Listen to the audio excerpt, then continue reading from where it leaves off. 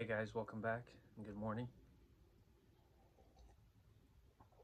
I'm going to show you a few purchases I made from the last maybe week or two. It's funny because I was thinking I've already shown all these pieces on YouTube, but I've been doing a lot more shorts. So if you see my shorts, I'm constantly posting probably almost daily on those. But I want to share a longer video just so I can put more content out there. And I'll start off with some Neca purchases. This here, guys, Ghost Face, as you guys can see. It's got all the different masks. This box was actually beaten up, so I got it at a super steal. You can't even notice now on the back. It obviously looks like it's right there, but it's not. But it's up here where the tag was. It had some wear and tear, so I got this for 10 bucks. Um, you got to think, at 10 bucks, everything's still there. Retail was like 35. It's good. It's a good buy. So I'm gonna put that on my horror wall I'm currently building, which is over here behind me. Over there, I'm adding pieces to it. Here's another purchase I made. This is Michael Myers Halloween 2. I got two of these, by the way, and I am giving one to my buddy for his birthday, so hopefully he doesn't see this video till Monday. But it's got the pumpkin, it's got the mask, which is cool. You know, my theory on these NECA ones, I grew up with everything in boxes, right?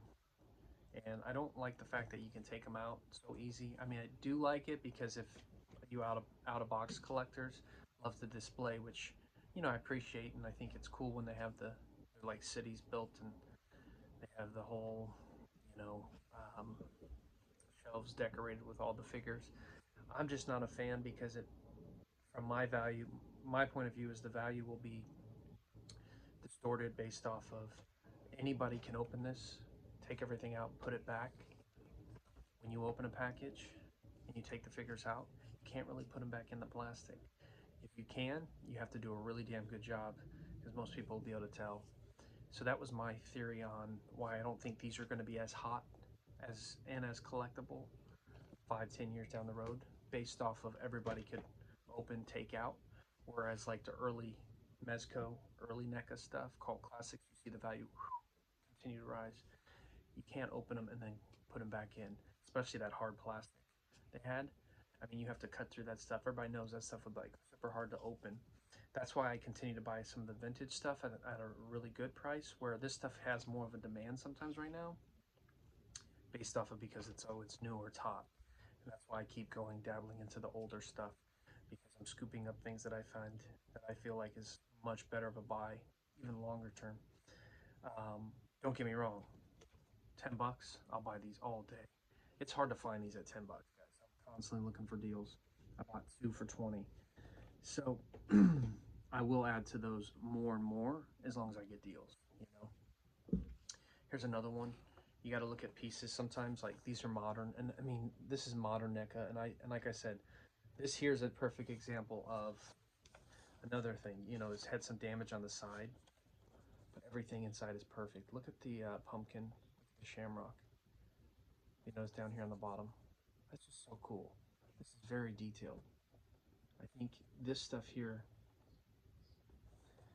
this is a super buy for me. This was one of those ones where I was like, okay, I just made a great deal because I bought, several pieces in a lot, and he sold it to me for like, I want to say close to 10 bucks. And in Target they retailed for like 70. Now, granted, it's missing like the cover, but guys, I don't really even care about that. I just thought 10 bucks is a great buy. I always look at it too from like an investment standpoint of like, if I pay $10 for something, can I get my money back? Worst case scenario. I'm a collector at heart. I take on a little bit of the flipper mentality. I take on a little bit of the investment, but I always look at it from different perspectives. Maybe I justify it in my mind that way while making the purchase. I know us collectors do that. I don't tend to be a big impulse buyer anymore. I always try to do a little research and then figure out what I like, and then if I can find it the best deal. So it worked out in my favor over the years. You guys have seen some of my videos for my collection room, and I've been collecting for a couple decades, and ever since I was a kid. but I've always kind of started off with that mindset of the clearance buys. And for those of you that are new to the channel, it gives you perspective of how I go about things versus, you know, the opposite, the contrary. All right, so this here is Chucky. This is another purchase I got in a lot. It's unique because it was apparently from a DVD limited edition set. And it's this Good Guys mini doll, which I thought was really cool. Now, here's the thing. When you go to look this up, you'll see some of the plastic. This is like there. There's this DVD set that's there. There's two versions of the Chucky. This is like the angry Chucky, and then there's one that's like just kind of like a normal, no motion Chucky. This was part of the deal, and this is another one. After I bought a few pieces from him, he came out and he said, "Hey, I got this." And I'm like, "All right, well, how much do you want for this?" He's like, $10. I was like, "I'll take it." So, you add some cool pieces, and all in on a budget, right? All the cool pieces on a tight budget is what the goal is right now. Just kind of accumulating without breaking the bank. You guys saw my Rocky purchase. That was another one. I got at a wicked deal. Deals are out there, guys. Be patient. Stay on the grind. Constantly look. Some of these Hot Wheels, these Batmans I just picked up. I put like 10, 15 of them on the wall. I was in Ralph's for you Hot Wheels collectors, and they had 51% off. So I paid like 60 cents or so.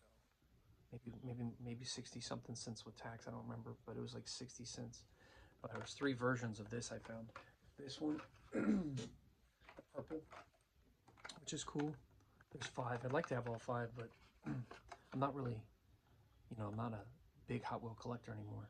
I have my collection in Vegas. I probably have at least 100 plus cars in it. But I couldn't pass up on these, especially, once again, buying at the right price, knowing worst case scenario, maybe you can get your money back. But of course, you got to buy things you love. If you think they look cool, you go for it. The collection for me, over time, has grown, but I started buying things I liked. And then I found things that I maybe didn't like as much, but I felt like, well, they have potential to make money, or maybe I just wanted to buy more items. You go through different phases. But anyways, guys, it was just, there's no right or wrong answer to collecting. You'll go through different cycles. I've gone from coins to, comic books, sports cards, figures, and then back and forth. So anyways, just want to share this update with you guys. A couple new purchases. Might as well show you another one. Me and my buddy were at a comic book shop, and he's a big Pirates of the Caribbean. This is the gold label. This wasn't really a deal. This was retail. But he paid for it, so I said, hey, I appreciate that, because I gave him a gift, and he got me this Mirrorverse gold label. This is the first I've ever bought one of these. These look cool, and I like the purple. They have the normal, Jack Sparrow. This is what makes him the gold label. I think is the purple. I'm not buying. Well, I'm not buying a ton, but obviously you just saw a few pieces. So, anyways, that's kind of what's going on. Just spacing everything out and looking for more and more deals, being patient, and adding to the collection, and maybe flip a few items here and there because you make the money, and then you reinvest it and buy some more stuff, and continue to grow this hobby. So, all right, guys, thanks for watching, and stay safe out there.